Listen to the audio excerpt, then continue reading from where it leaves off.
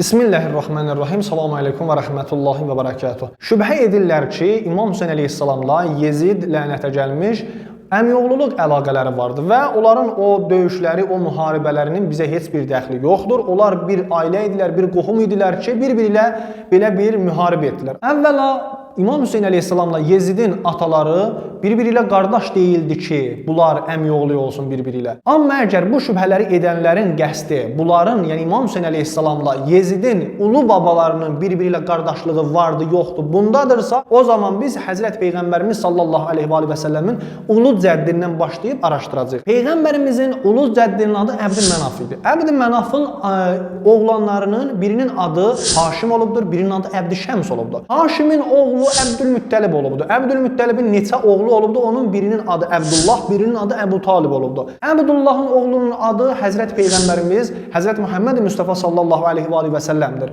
Əbu Talibin oğlu isə İmam Əli əleyhissalamdır. Həzrət Peyğəmbərimizin qızı Həzrət Fatimi Zəhra salamullah əleyha ilə İmam Əli əleyhissalam evlənir, izdivac edir və nəticəsi İmam Hüseyn əleyhissalam olur. İndi isə bu tərəf Əbdüşəms tarix kitablarına əsasən, tarix kitablarına istinadən Əbdüşəms gedir Şam bölgələrinə və ticarət eləyir orada. Ticarətində orada bir qul alır. Bir qulam alır ki, bu qul Romalı idi və Yəhudi idi. Yəni bir qulam ki, Yəhudi idi və Romalı idi. Adı Ümeyyə idi. Bu Ümeyyəni gətirir və azad edir. Azad edəndən sonra bunu öz oğulluğuna götürür. Tarix kitablarına istinadən.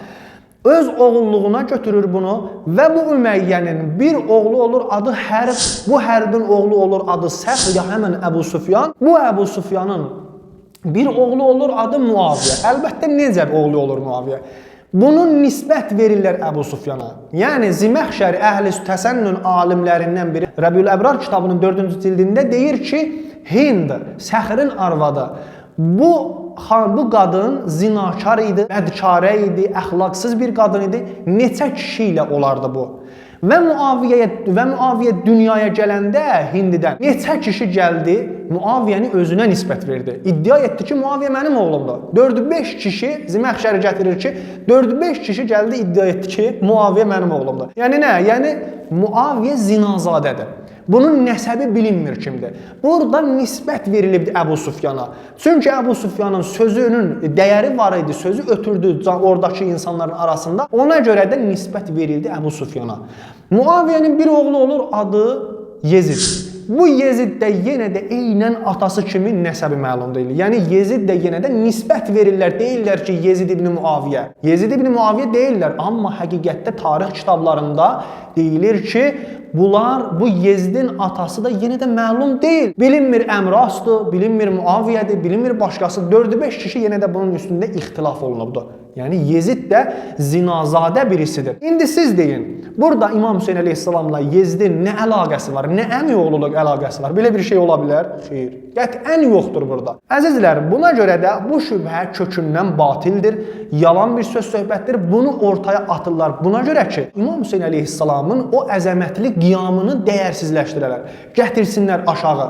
Ona görə də belə şübhələri İslam düşmənləri atır ortaya. İkinci şübhə ki, bunlardan gəlir, bu İslam düşmənlərindən gəlir. Budur ki, deyirlər İmam Hüseyn əleyhissalam və Yezid bir qadının üstündə, bir qız üstündə davaları oldu və bu cür müharibəyə qalxdılar. Bunun cavabı nədir? Deməli, əzizlər, heç bir kitabda, heç bir mötəbər və səhih qaynaqlarda sünni olsun, şiə olsun, belə bir şey yoxdur. Yəni, siz gedib kitabları tam dəqiq araşdırasınız, səhih və mötəbər bir kitabda, səhih və mötəbər olan sözə istinad eləyib, belə bir sözü oxuya bilməzsiniz, gətirə bilməzsiniz ki, bəli, belə bir şeyi iddia eləsinlər. Desinlər ki, İmam Hüseyn əleyhissalam bir qadın üstə, bir qızın üstündə Yezid ilə o cür qiyam elədi və müharibə etdi. Heç bir yerdə görə bilməzsiniz bunu. Bu sözlər, bu söhbətlər yanlışdır. Hamı bunu bilir. İmam Hüseyn əleyhissalam insanın şərafətinə görə qiyam etdi. İmam Hüseyn əleyhissalam Allahın buyurduğu azadlığa görə qiyam etdi. Nəinki Yezidin və Muaviyənin məna etdiyi azadlıq. Nəinki indiki qərb ölkələrinin azadlığa verdiyi mənaya görə. Xeyr.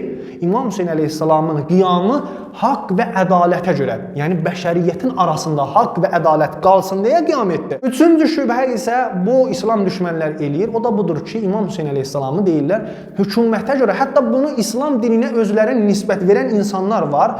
Bunlar hətta bu söz deyir ki, İmam Hüseyn əleyhissalam hökumətə görə çıxdı, qiyam etdi. Xeyr, əzizlər, mötəbər və səhih qaynaqlara görə Sünni kitablarında da, Şiə kitablarında da qeyd olunur ki, İmam Hüseyn əleyhissalam xütbələrində, müxtəlif məktublarında, danışıqlarında İmam Hüseyn əleyhissalam buyurur ki, mən cəddim Rəsulullahın ümmətini islah etmək üçün qiyam etdim. İmam Hüseyn əleyhissalam buyurdu ki, əgər mənim cəddim Rəsulullahın dini mənim qanımın tökülməsi ilə ayaq üstə qalacaqsa, mən qanımın tökülməsinə razıyam. Mən gedəcəm və şəhid olacam Allahın yolunda. İslam yolunda şəhid olacam ta ki, İslam dini ayaq üstə qalsın. Bu söz söhbətlər, belə bir şübhələr hamısı yanlışdır. Hamısı yalan söhbətlərdir ki, İmam Hüseyn əleyhissalama nisbət verirlər və elə bilirlər ki, boş və dəyərsiz şübhələr ilə müsəlmanlar bu şübhələrə aldanacaq və İmam Hüseyn əleyhissalamın o əzəmətli qiyamı yaddan çıxacaq. Halbuki belə bir şey yoxdur və İmam Hüseyn əleyhissalamın təkcə şüarı bu idi ki, heyhat minnəz-zillə. Zillət bizdən uzaqdır. Biz heç vaxtda, heç bir zaman İslam düşmənlərinin şübhələrinə uyub və İmam Hüseyn əleyhissalamı tərk etmərik. Biz zilləti qəbul etmərik. Biz hidayəti buraxıb zəlalət yolunu heç vaxtda seçmərik. Bu müsəlmançılığın şüarıdır. Heyhat minnəz zillə bu müsəlmançılığın şüarıdır və hər bir müsəlmanın dilindən gərək bu cari olsun. Zillətə gərək boyun əyməyək. Bu bizim şüarımızdır.